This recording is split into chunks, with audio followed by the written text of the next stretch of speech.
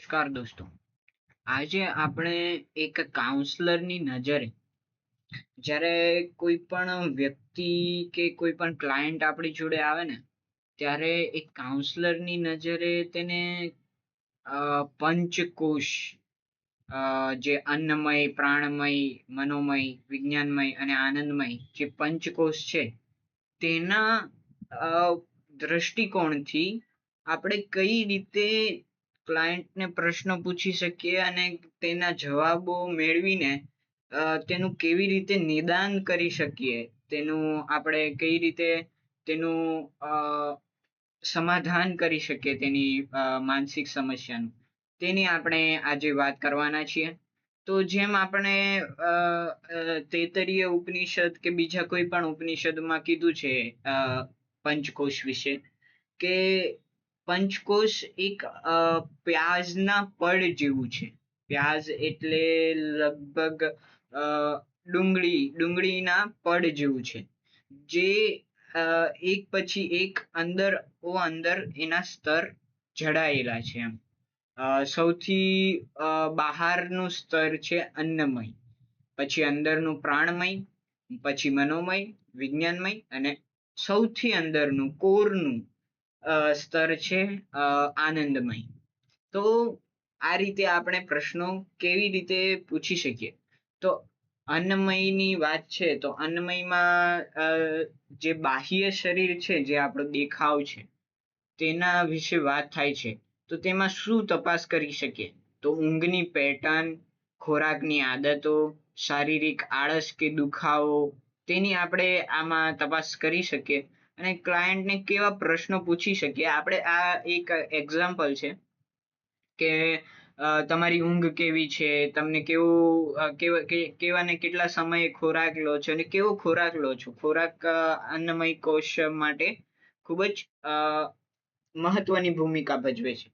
પછી તેમના પ્રશ્નોના જવાબ પરથી આપણે નિદાન, શારીરિક અવસ્થા અને પોષણના અભાવ પર આપણે તેનું નિદાન કરી શકીએ. તો આ રીતનો અન્નમય કોષનો આપણે આ રીતે એનાલિસિસ કરી શકીએ તેમના શરીરમાં. પ્રાણમય કોષની વાત કરીએ તો પ્રાણમય કોષ જેમાં પંચ વાયુઓનો તેમાં સમાવેશ થાય છે, જે પ્રાણ, અપાન, સમાન, એ રીતના 5 પ્રકારના વાયુઓ છે, તેનો આમાં સમાવેશ થાય છે. તો આમાં શ્વાસ લેવાની રીત, ટૂંકા કે ઊંડા શ્વાસ, ઉર્જાનું સ્તર, ગભરામણ કે ધબકારા, તેની તપાસ આમાં કરવી હોય તો આ રીતના આપણે પ્રશ્નો પૂછી શકીએ કે દિવસ દરમિયાન થાક લાગે છે, તો શું તમને શ્વાસ લેવામાં ભારેપણું લાગે છે અથવા શ્વાસ લેવામાં કઈ તકલીફ કે કઈ રીતનું આમ, તો એ રીતના પ્રશ્નો પૂછી શકીએ એમ.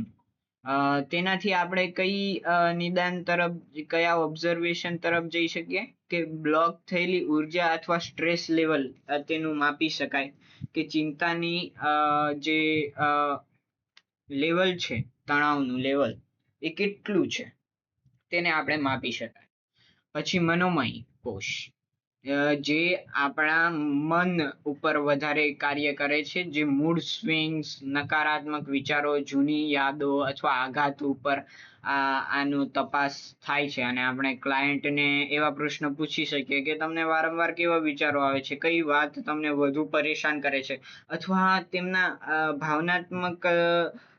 ભાવનાત્મક જોડાણને અથવા ભાવનાત્મક વિચારોને જાણવા માટે તેમને સારું એવું પણ પૂછી શકીએ કે તમને કેવા સ્વપ્નો આવે છે, કેવું તમને વિચારવું ગમે છે, કઈ સ્ટેટમાં તમે સૌથી ખુશ રહી શકો છો. તો એવી રીતે ભાવનાત્મક અસ્થિરતા અથવા ચિંતાનું આનું ઓબ્ઝર્વેશન કરી તેની ઉપર આપણે કામ કરી શકીએ છીએ.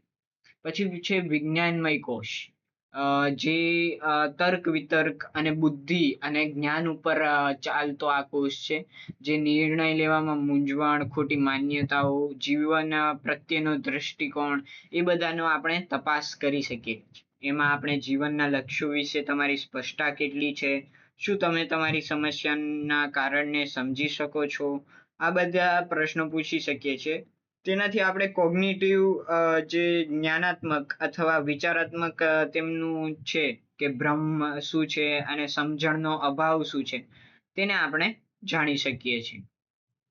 છેલ્લે છે આનંદમય કોષ, જે જીવન જે તેના નામ પ્રમાણે પરમ આનંદ અને એ આંતરિક શાંતિની અનુભૂતિ કરાવતો આ કોષ છે, જેમાં આપણે જીવનમાં નિર્થકતાનો ભાવ, એકલાપણું, ઉત્સાહનો અભાવ આ બધાને તપાસી શકીએ છીએ. જેમાં આપણે એ રીતના પ્રશ્નો પૂછીએ કે તમને કઈ વાતથી ખરેખર આનંદ મળે છે, શું તમે જીવનમાં કોઈ હેતુ અનુભવો છો, કે તમે તમારા જીવનને ક્યાંય જોઈ શકો છો કેવું લક્ષ્ય છે. તો એ રીતના આપણે અસ્તિત્વની કટોકટી દ્વારા તેનું ઓબ્ઝર્વેશન કરીને તેનું આપણે નિદાન કરી શકીએ છીએ.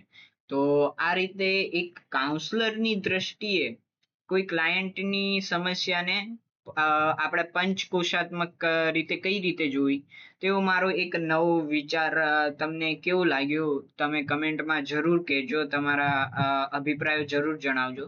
અને આવા વિડીયો જોવા માટે મારી ચેનલને સબસ્ક્રાઇબ કરજો, અને આ વિડીયો પસંદ આવે તો લાઈક જરૂર કરજો. તમારો ખૂબ ખૂબ આભાર.